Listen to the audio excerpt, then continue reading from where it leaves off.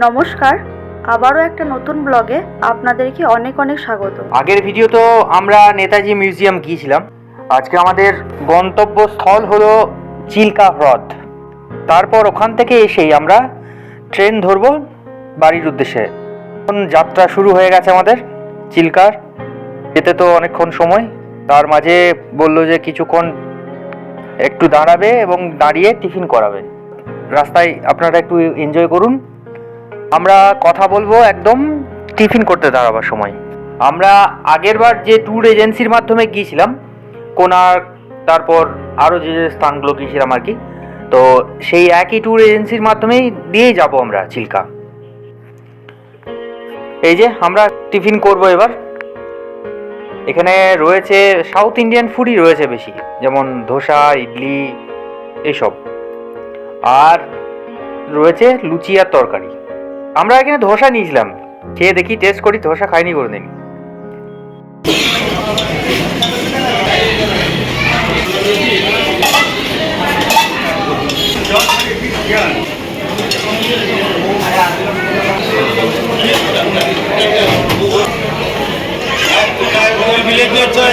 डोसा ले जाइए टेंगल दीटा दुटो मसला डोसा दिया इसके बाद प्लेन डोसा अरे ले लो डोसा चलो। খাওয়া দাওয়া করার পর আমরা বাসে উঠে পড়েছি চিল্কা যাওয়ার জন্য।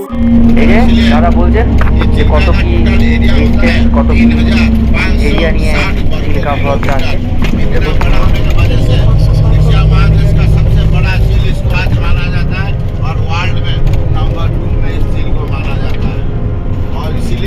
बहुत सारे प्रोजेक्ट अभी झील को देखने के लिए आते हैं, लेकिन इसके अंदर भी और भी बहुत सारे चीज मिलता है देखने के लिए।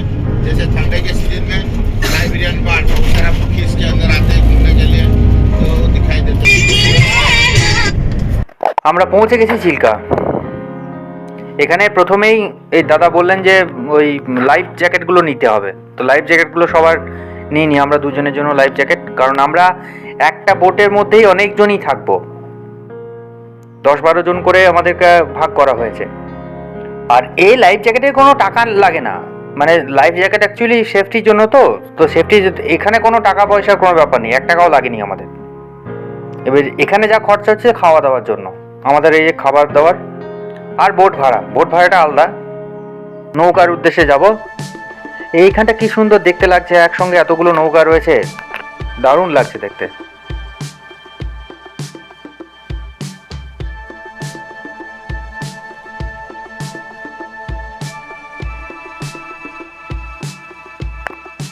লাইন দিয়ে যাত্রা আস্তে আস্তে, দূর থেকে দেখতে বেশ ভালোই লাগছে।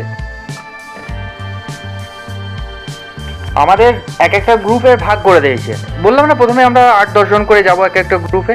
আমাদের নাম লিখে নিয়েছিল এই যে দাদা। এই প্লাস্টিকের ইয়েটা বেশ ভালোই,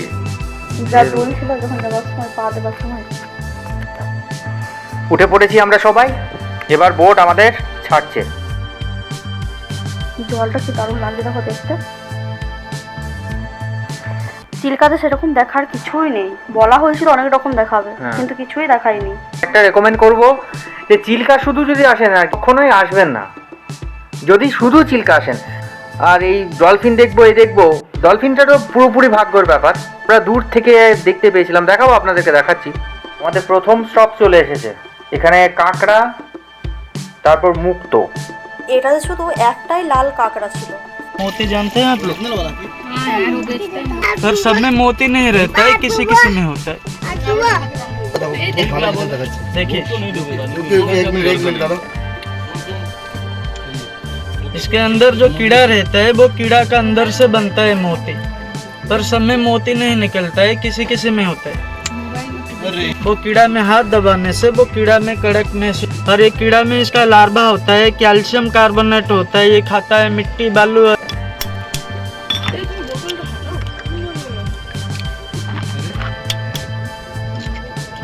इसमें है देखिए,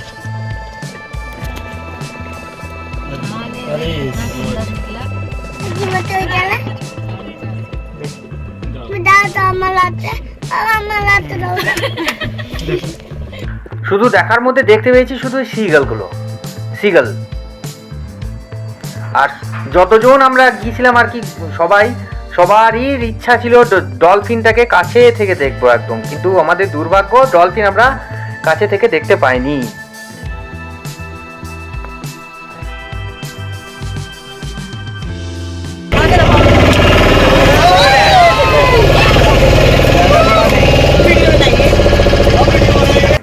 ঘোরার মধ্যে শুধু আমরা ওই বোটে করে গোটা চিল্কা লেকটাকে ঘুরেছিলাম, এদিক থেকে ওদিক।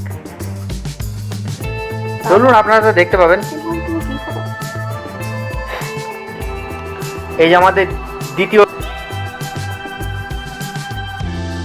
স্টপ, এখানে আমরা একটু সমুদ্রের পার, এদিকে রয়েছে চিল্কা, তার পাশে ওপাশে সমুদ্র।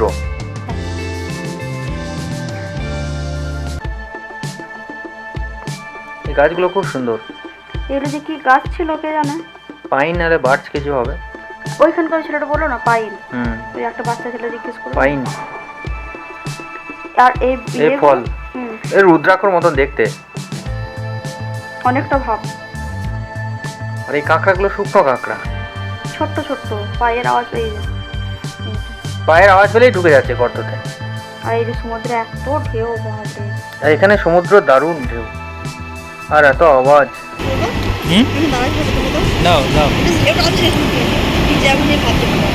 এখানে এই ঠান্ডা মানে কোল্ড ড্রিঙ্কস বা আর বলতে হবে না, ড্রিঙ্কস বুঝে নাও, বুঝে নিই নেবে রে, ড্রিঙ্কস এগুলো সব ঠান্ডা করার জন্য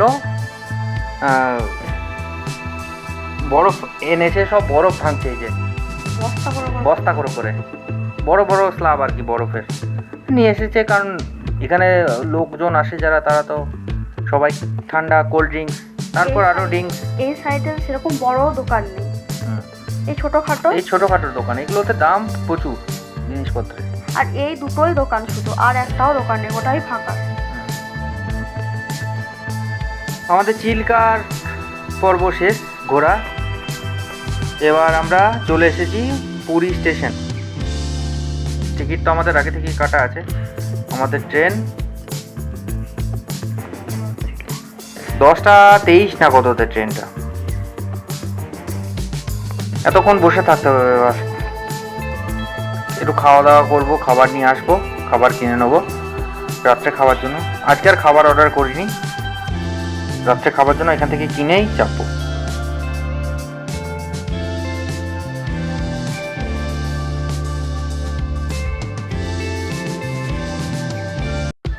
আমাদের ট্রেন একটু লেট করেছে, মানে সকাল হয়ে গেছে প্রায়, ভোর মানে সকাল বলবো না, ভোর আর কি।